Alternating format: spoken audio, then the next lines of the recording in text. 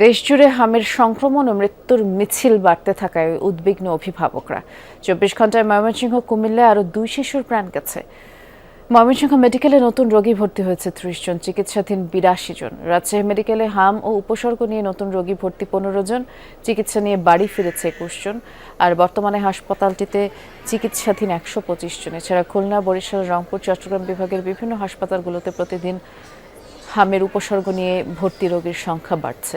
অনেক জায়গায় ওয়ার্ডে পর্যাপ্ত জায়গার সংকুলন না হওয়ায় বারান্দায় রেখে রোগীদের চিকিৎসা দেওয়া হচ্ছে। এমন পরিস্থিতিতে আতঙ্কিত না হয়ে অভিভাবকদের সচেতন, শিশুদের স্বাস্থ্য সুরক্ষায় সতর্ক থাকার পরামর্শ দিচ্ছেন চিকিৎসকরা। আমরা রাজশাহীতে যাব, সেখানে হামের কি অবস্থা সে সম্পর্কে জানানোর জন্য সহকর্মী তারেক মাহমুদ অপেক্ষা করছেন আমাদের জন্য।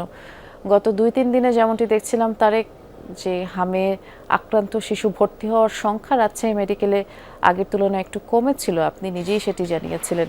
আজকের চিত্র কেমন দেখছেন জানাবেন। পাশাপাশি এখন যেহেতু মানুষ টিকা দিচ্ছে তার শিশুদের, তাতে কি পরিস্থিতির কোনো পরিবর্তন মনে হচ্ছে?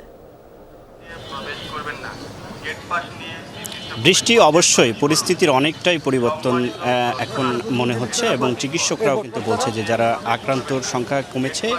এবারে আমি একটি নতুন তথ্য দিতে চাই যে আজকে থেকে গত ৮ দিনে রাজশাহী মেডিকেল কলেজ হাসপাতালে মৃত্যুর কোনো ঘটনা ঘটেনি হামের উপসর্গ নিয়ে। এবং এর আগে ৮ দিন আগে কিন্তু একজন রোগী মারা গিয়েছিল।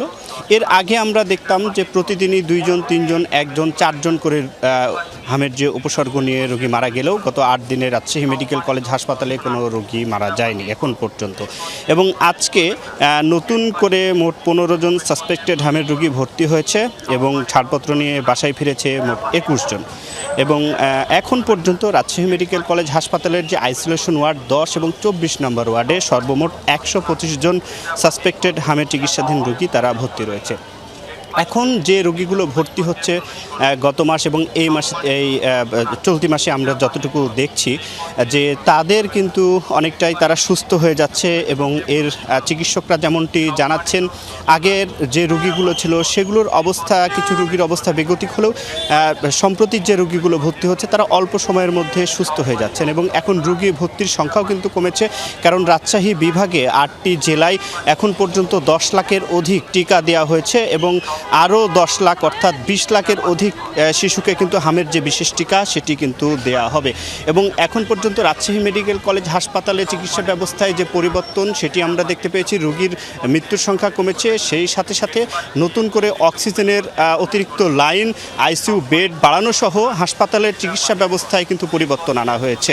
বৃষ্টি বিস্তারিত জানাচ্ছিলেন, অনেক ধন্যবাদ তারেক।